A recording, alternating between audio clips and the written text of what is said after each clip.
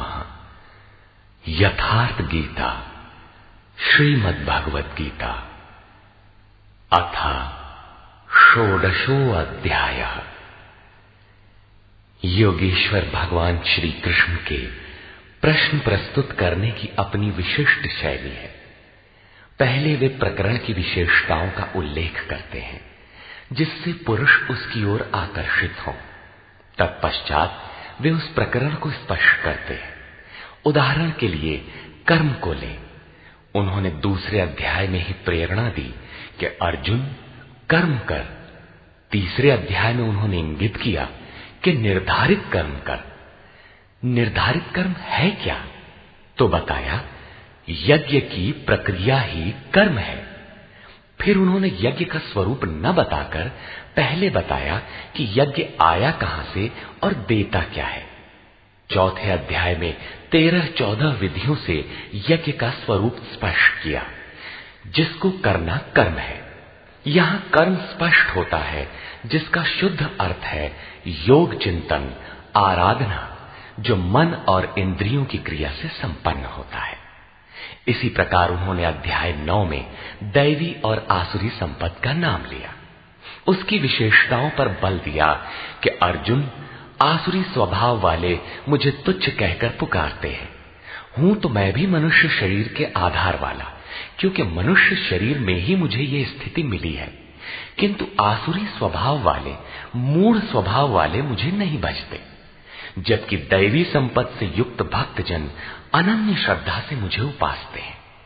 किंतु इन संपत्तियों का स्वरूप, उनका गठन अभी तक नहीं बताया गया। अब अध्याय 16 में योगेश्वर उनका स्वरूप स्पष्ट करने जा रहे हैं, जिनमें प्रस्तुत है पहले दैवी संपत्ति के लक्षण। श्री भगवान वाच।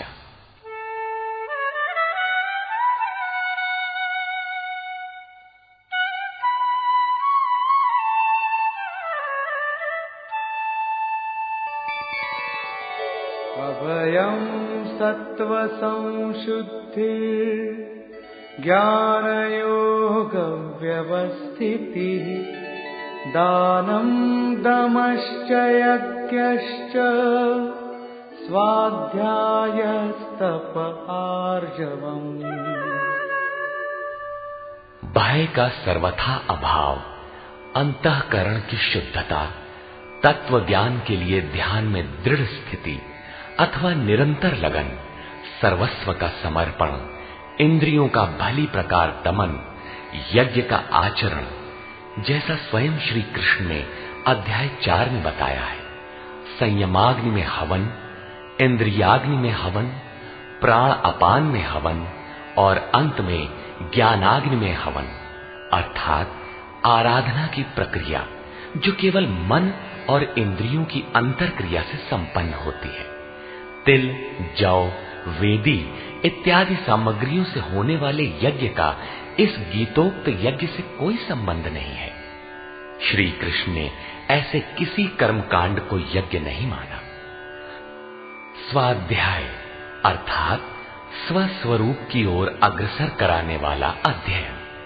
तप अर्थात मन सहित इंद्रियों को इष्ट के अनुरूप ढालना, तथा आर्जवम शरीर और इंद्रियों सहित अंतःकरण की सरलता।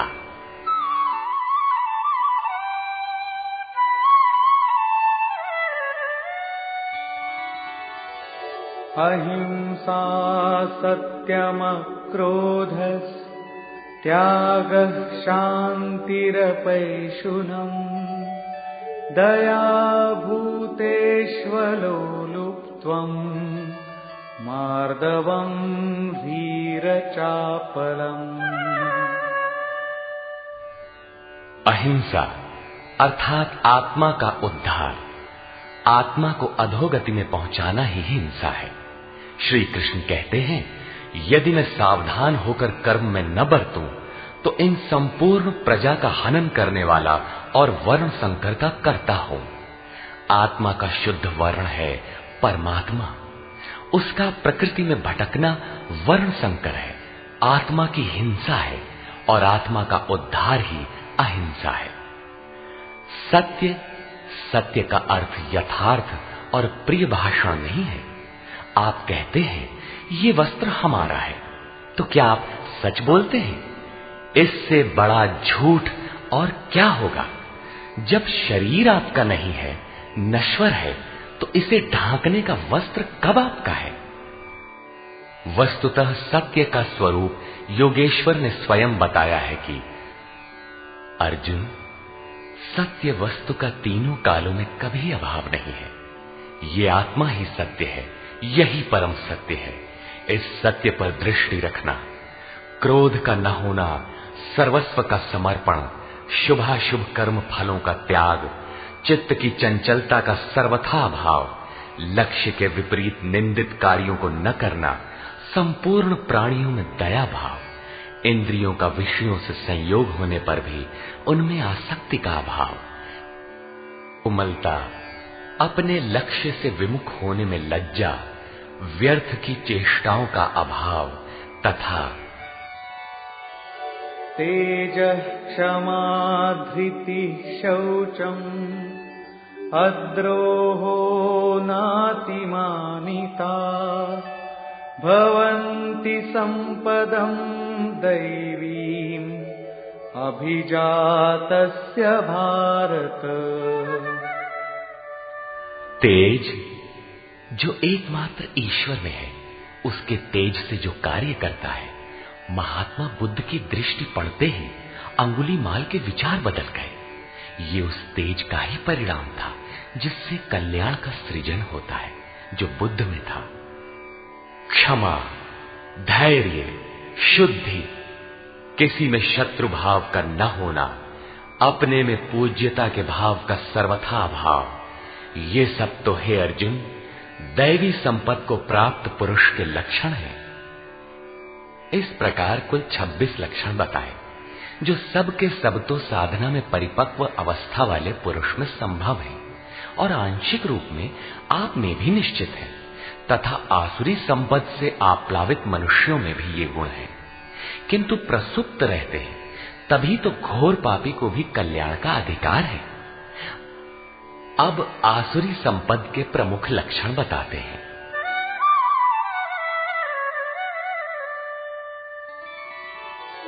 दम्भोदर्पोऽभिमानश्च क्रोधः पारुष्यमेव च अज्ञानं चाभिजातस्य पार्थ संपदमासुरी। हे पार्थ, पाखंड, घमंड, अभिमान, क्रोध, कठोर वाणी और अज्ञान, ये सब आसुरी संपद को प्राप्त पुरुष के लक्षण हैं। दोनों संपदाओं का कार्य क्या है? दैवी संपद् विमोक्षाय निबन्धायासुरी मता मा शुचः संपदं दैवी अभिजातोऽसि पांडव। इन दोनों प्रकार की संपदाओं में से दैवी संपत्ति तो विमोक्षाय, विशेष मोक्ष के लिए है, और आसुरी संपदा बंधन के लिए मानी गई है। हे अर्जुन, तू शोक मत कर, क्योंकि दैवी संपदा को प्राप्त हुआ है, विशेष मुक्ति को प्राप्त होगा, अर्थात मुझे प्राप्त होगा। वे संपदाएं रहती कहां है?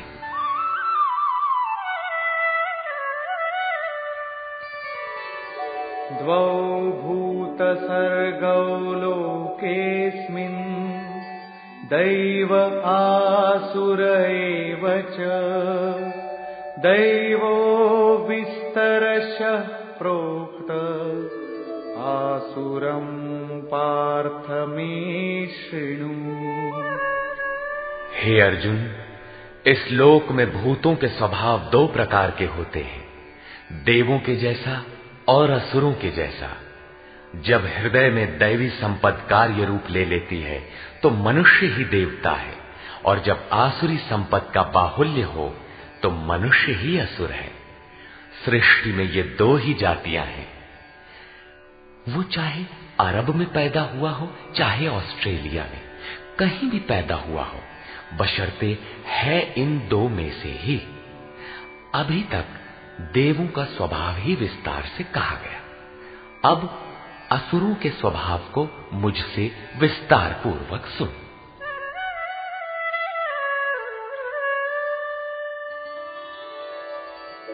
प्रवृत्तिञ्च निवृत्तिञ्च जना न विदुरासुराः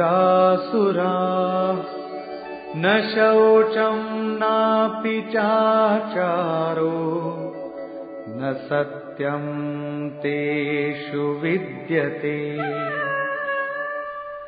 हे अर्जुन, असुर लोग कार्यम कर्म में प्रवृत्त होने और अकर्तव्य कार्य से निवृत्त होना भी नहीं जानते, इसलिए उनमें न शुद्धि रहती है, न आचरण और न सत्य ही रहता है। उन पुरुषों के विचार कैसे होते हैं?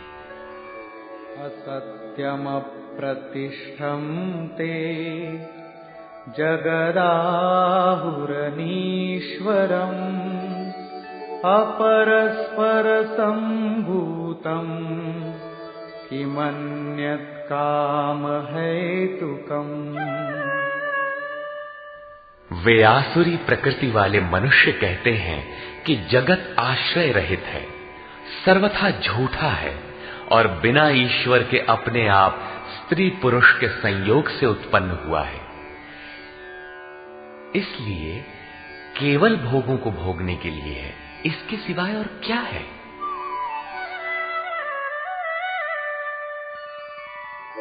एतां दृष्टिमवष्टभ्य नष्टात्मानोऽल्पबुद्धयः प्रभवन्त्युग्रकर्माणः क्षयाय जगतो हिताः। इस मिथ्या दृष्टिकोण के अवलंबन से जिनका स्वभाव नष्ट हो चुका है, वे मंद बुद्धि अपकारी क्रूर कर्मी मनुष्य केवल जगत का नाश करने के लिए ही उत्पन्न होते हैं।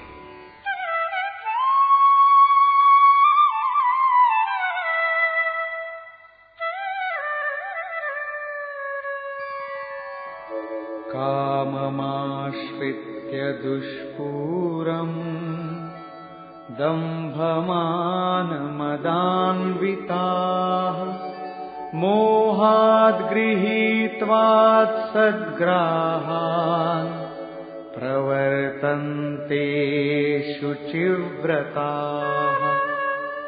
वे मनुष्य दंभमान और मद से युक्त हुए किसी भी प्रकार पूर्ण न होने वाली कामनाओं का आश्रय लेकर अज्ञान से मिथ्या सिद्धांतों को ग्रहण करके अशुभ तथा भ्रष्ट व्रतों से युक्त हुए संसार में बरतते हैं। वे व्रत भी करते हैं किंतु भ्रष्ट हैं।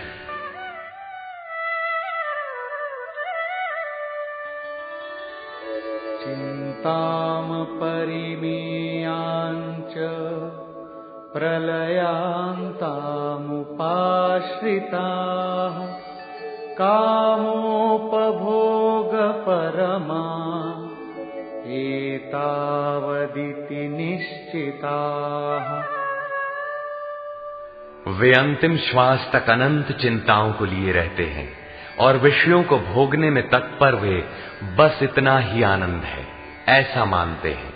उनकी मान्यता रहती है कि जितना हो सके भोग संग्रह करो, इसके आगे कुछ नहीं है।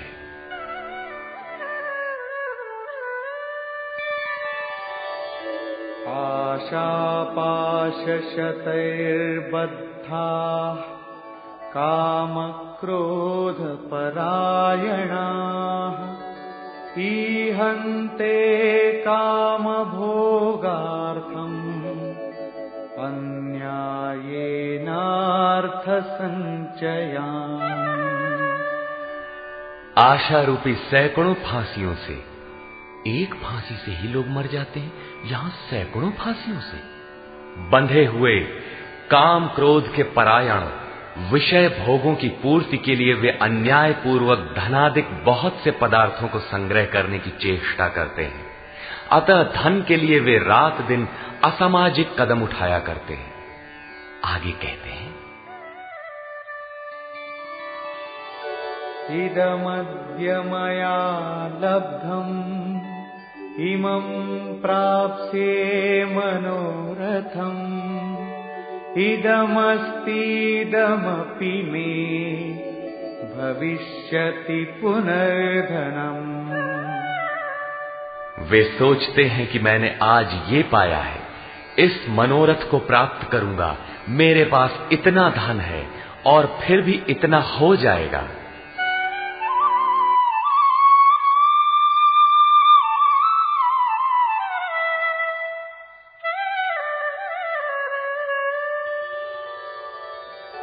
असौ मया हतः शत्रुः हनिष्ये चापरानपि ईश्वरोऽहमहं भोगी सिद्धोऽहं बलवान सुखी। वो शत्रु मेरे द्वारा मारा गया और दूसरे शत्रुओं को भी मैं मारूंगा। मैं ही ईश्वर और ऐश्वर्य का भोगने वाला हूं। मैं ही सिद्धियों से युक्त बलवान और सुखी हूं। आढ्योऽभिजनवानस्मि कोऽन्योऽस्ति सदृशो मया यक्ष्ये दास्यामि मोदिष्य इत्यज्ञानविमोहिताः। मैं बड़ा धनी और बड़े कुटुंब वाला हूं। मेरे समान दूसरा कौन है? मैं यज्ञ करूंगा, मैं दान दूंगा, मुझे हर्ष होगा। इस प्रकार के अज्ञान से वे विशेष मोहित रहते हैं। क्या यज्ञ दान भी अज्ञान है?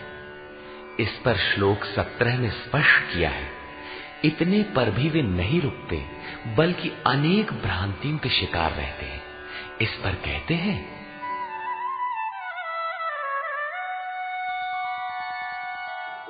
अनेक चित्त विभ्रांता मोहजाल समावृताः प्रसक्ताः कामभोगेषु पतन्ति नरकेषु च।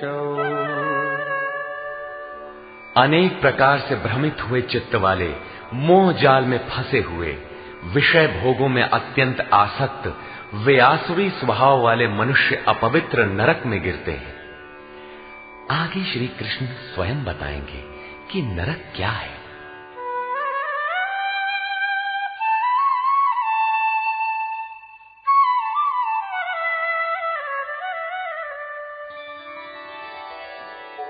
आत्मसंभाविता स्तब्धा धनमानमदान्विताः यजन्ते नाम यज्ञैस्ते दम्भेनाविधिपूर्वकम्।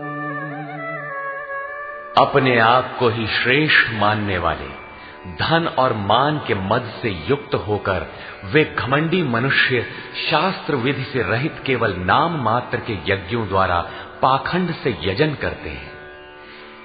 क्या वही यज्ञ करते हैं जैसा श्री कृष्ण ने बताया है?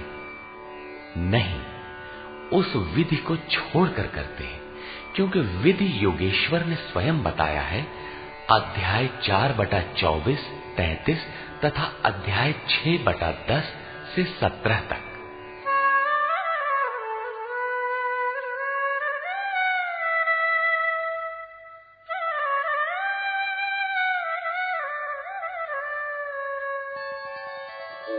अहंकारं बलं दर्पं कामं क्रोधं च संश्रिताः मामात्मपरदेहेषु प्रद्विषन्तोऽभ्यसूयकाः।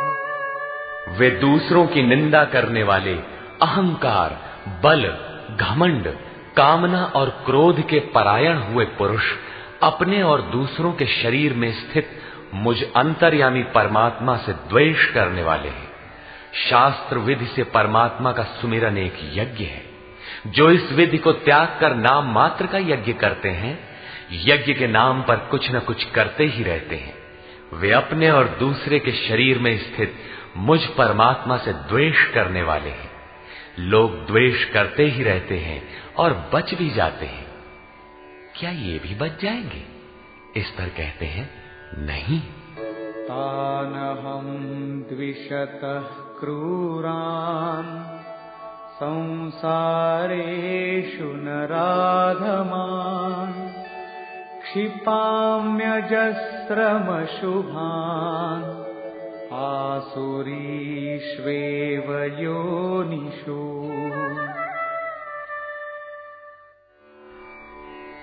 मुझसे द्वेष करने वाले उन पापाचारी क्रूर कर्मी नराधमों को मैं संसार में निरंतर आसुरी योनियों में ही गिराता हूं। जो शास्त्र विधि को त्याग कर यजन करते हैं वे पाप योनि है, वही मनुष्यों में अधम है। इन्हीं को क्रूर कर्मी कहा गया है, अन्य कोई अधम नहीं है। पीछे कहा था ऐसे अधमों को मैं नरक में गिराता हूं, उसी को यहां कहते हैं कि उन्हें अजस्र आसुरी योनियों में गिराता हूं। यही नरक है। साधारण जेल की यातना भयंकर होती है और यहां अनवरत आसुरी योनियों में गिरने का क्रम कितना दुखद है। अतः दैवी संपत्ति के लिए प्रयत्नशील रहना चाहिए।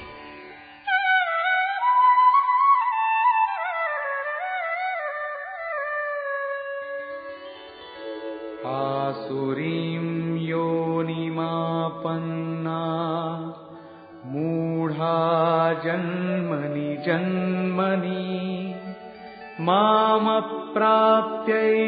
कौन्तेय ततो यान्त्यधमां गतिम्। कौन्तेय, मूर्ख मनुष्य जन्म जन्मांतरों तक आसुरी योनि को प्राप्त हुए मुझे न प्राप्त होकर पहले से भी अति नीच गति को प्राप्त होते हैं, जिसका नाम नरक है। अब देखें नरक का उद्गम क्या है।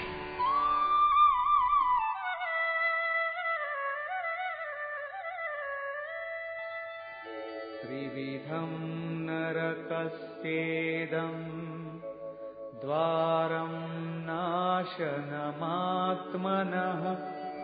कामः क्रोधस्तथा लोभस्तस्मादेतत्त्रयं त्यजेत्। काम, क्रोध और लोभ ये 3 प्रकार के नरक के मूल द्वार हैं। ये आत्मा का नाश करने वाले, उसे अधोगति में ले जाने वाले हैं। अतः इन तीनों को त्याग देना चाहिए। इन्हीं तीनों पर आसुरी संपत्ति टिकी हुई है।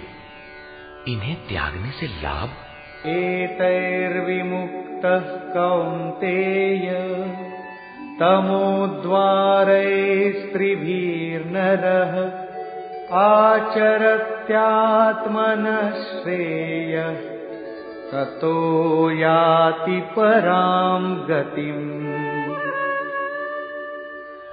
कौन्तेय, नरक के इन तीनों द्वारों से मुक्त हुआ पुरुष अपने परम कल्याण के लिए आचरण कर पाता है, जिससे वो परम गति अर्थात मेरे को प्राप्त होता है।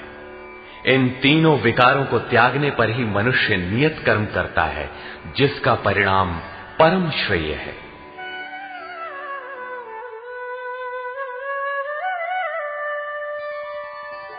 यशास्त्रविधिमुत्सृज्य वर्तते कामकारतः न स सिद्धिमवाप्नोति न सुखं न परां गतिम्। जो पुरुष उपर्युक्त शास्त्र विधि को त्याग कर अपनी इच्छा से बरतता है, वो न सिद्धि को प्राप्त होता है, न परम गति को और न सुख को ही प्राप्त होता है। अर्थात वो शास्त्र इदम गुह्यतमम शास्त्रम।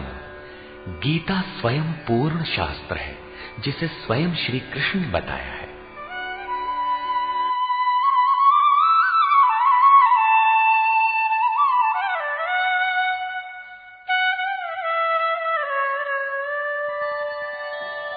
तस्माच्छास्त्रं प्रमाणन्ते कार्याकार्यव्यवस्थितौ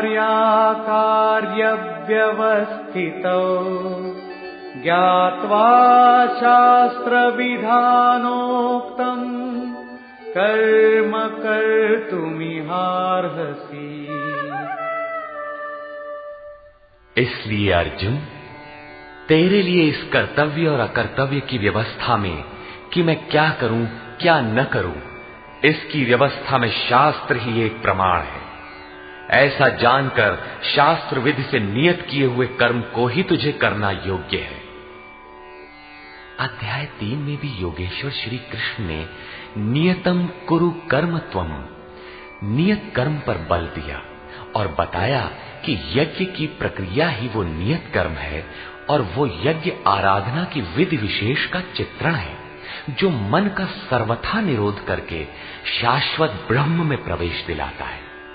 यहां उन्होंने बताया कि काम, क्रोध और लोभ नरक के 3 प्रमुख द्वार हैं। इन तीनों को त्याग देने पर ही उस कर्म का अर्थात नियत कर्म का आरंभ होता है, जिसे मैंने बार बार कहा, जो परम श्रेय परम कल्याण दिलाने वाला आचरण है। बाहर सांसारिक कार्यों में जो जितना व्यस्त है उतना ही अधिक काम, क्रोध और लोभ उसके पास सजा सजाया मिलता है। कर्म कोई ऐसी वस्तु है कि काम, क्रोध और लोभ को त्याग देने पर ही उसमें प्रवेश मिलता है, कर्म आचरण में ढल पाता है। जो उस विधि को त्याग कर अपनी इच्छा से आचरण करता है उसके लिए सुख सिद्धि अथवा परम गति कुछ भी नहीं है। अब कर्तव्य और अकर्तव्य की व्यवस्था में शास्त्र ही एकमात्र प्रमाण है। अतः शास्त्र विधि के ही अनुसार तुझे कर्म करना उचित है और वो शास्त्र है गीता। निष्कर्ष, इस अध्याय के आरंभ में योगेश्वर श्री कृष्ण ने दैवी संपत्ति का विस्तार से वर्णन किया, जिसमें ध्यान में स्थिति, सर्वस्व का समर्पण, अंतःकरण की शुद्धि, इंद्रियों का दमन, मन का शमन, स्वरूप को स्मरण दिलाने वाला अध्ययन, यज्ञ के लिए प्रयत्न, मन सहित इंद्रियों को तपाना, अक्रोध, चित्त का शांत प्रवाहित रहना इत्यादि 26 लक्षण बताए, जो सब के सब तो इष्ट के समीप पहुंचे हुए योग साधना में प्रवृत्त किसी साधक में संभव है। तदनंतर उन्होंने आसुरी संपद में प्रधान 4-6 विकारों का नाम लिया, जैसे अभिमान, दंभ, कठोरता, अज्ञान इत्यादि, और अंत में निर्णय दिया कि अर्जुन, दैवी संपत्ति तो विमोक्षाय, पूर्ण निवृत्ति के लिए है, परम पद की प्राप्ति के लिए है, और आसुरी संपद बंधन और अधोगति के लिए है। ये संपदाएं होती कहां हैं? उन्होंने बताया कि इस लोक में मनुष्यों के स्वभाव 2 प्रकार के होते हैं, देवताओं जैसा और असुरों जैसा। जब दैवी संपद का बाहुल्य होता है तो मनुष्य देवताओं जैसा होता है, और जब आसुरी संपद का बाहुल्य होता है तो मनुष्य असुरों जैसा है। सृष्टि में बस मनुष्यों की 2 ही जाति है, चाहे वो कहीं पैदा हुआ हो, कुछ भी कहलाता हो। योगेश्वर श्री कृष्ण ने पुनः कहा कि आसुरी स्वभाव वाले क्रूर मनुष्यों को मैं बारंबार नरक में गिराता हूं। नरक का स्वरूप क्या है?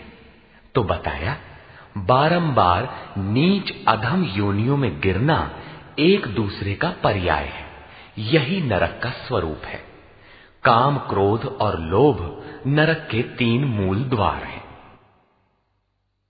इन तीनों पर ही आसुरी संपत्ति टिकी हुई है। इन तीनों को त्याग देने पर ही उस कर्म का आरंभ होता है जिसे मैंने बार बार बताया है। सिद्ध है कि कर्म कोई ऐसी वस्तु है जिसका आरंभ काम, क्रोध, लोभ को त्याग देने पर ही होता है। इस अध्याय में योगेश्वर श्री कृष्ण ने दैवी और आसुरी दोनों संपदाओं का विस्तार से वर्णन किया, उनका स्थान मानव हृदय बताया, उनका फल बताया। अतः ओम तत्सदिति श्रीमद् भगवद गीता सूपनिषत्सु ब्रह्म विद्यायाम योग शास्त्रे श्री कृष्णार्जुन संवादे दैवासुर संपद विभाग योगो नाम षोडशो अध्याय। इस प्रकार स्वामी अड़गड़ानंद कृत श्रीमद् भगवद गीता के भाष्य यथार्थ गीता का 16वां अध्याय पूर्ण होता है। हरि ओम तत्सत।